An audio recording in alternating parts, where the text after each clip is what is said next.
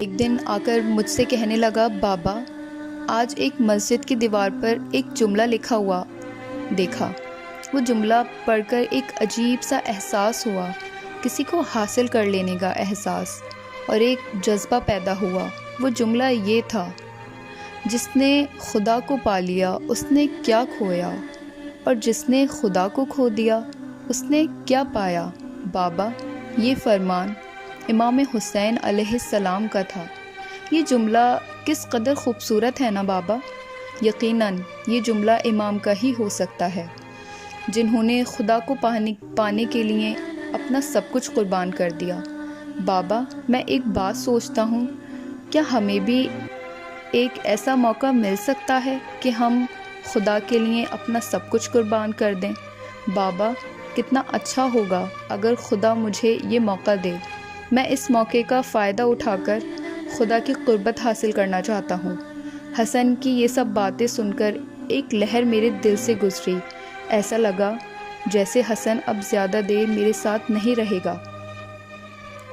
میں نے کہا، میرے پیارے بیٹے حسن، آپ کی باتیں بہت اچھی ہیں، لیکن ابھی آپ اپنی ذمہ داریوں پر توجہ کریں، ان ذمہ داریوں کو ادا کریں، اپنی پڑھائی پر بہت زیادہ توجہ کریں۔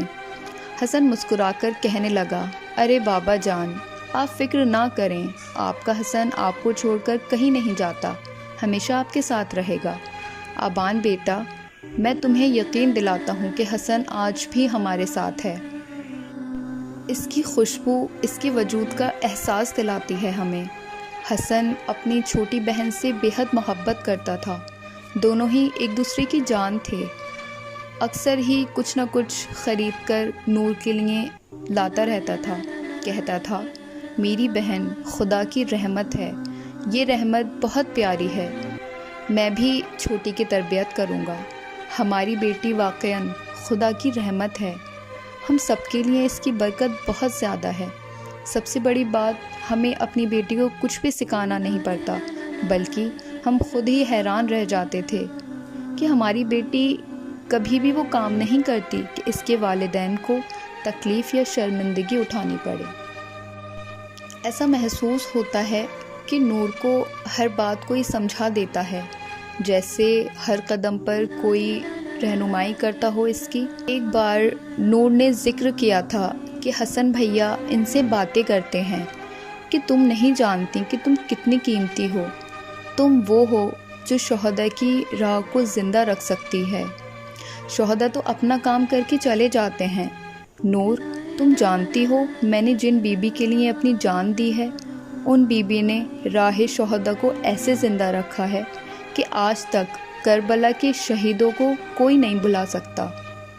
تو بس تمہیں بھی حضرت زینب سلام اللہ علیہا کی پیروی کرنی ہے، اور تم خود ایک شہید کی بہن ہو، تم زیادہ ذمہ دار ہو۔ شہزادی زینب سلام اللہ علیہا کی پیروی میں کوتاہی نہ کرنا۔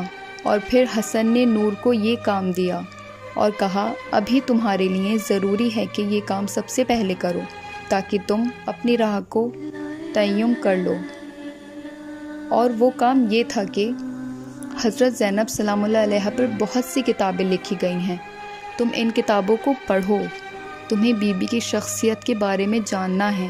جب تم ان عظیم خاتون کی معرفت حاصل کر لوگی، تمہیں معلوم ہو جائے گا کہ تمہارا راستہ کیا ہے، پھر تمہارا بھائی بھی تمہارے لیے فکر مند نہیں ہوا کرے گا، تمہارے لیے پھر حسن کی یہ پیاری بہن خود ہی سب کام انجام دے لے گی۔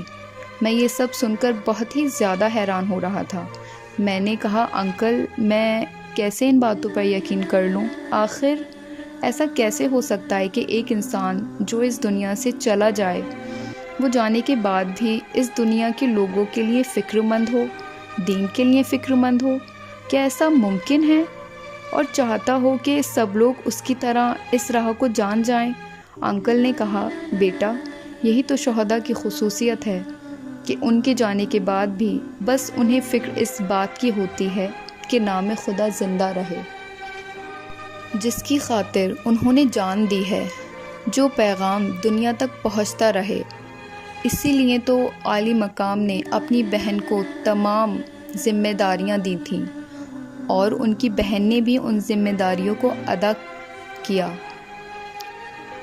سنیے، کھانا کھا لیں، کھانا تیار ہے، نور کی امی کی آواز تھی۔ آؤ ابان بیٹا، آج ہمارے ساتھ کھانا کھا لو، انکل نے کہا۔ میں نے کہا نہیں انکل، تکلف نہ کیجیے گا، اگر حسن کے بارے میں جاننا نہ ہوتا تو میں آپ کو کبھی تکلیف نہ دیتا۔ میں اب چلتا ہوں، کل دوبارہ آؤں گا۔ گھر آ کر میں نے کھانا کھایا، بس حسن کی باتیں ذہن میں گھوم رہی تھیں۔ حسن کی باتیں سن کر دل چاہ رہا تھا کہ حسن سے ملاقات کروں، اس سے بات کروں، سوال پوچھوں، اور پھر کھانا کھا کر میں سویا تو میں نے خواب میں دیکھا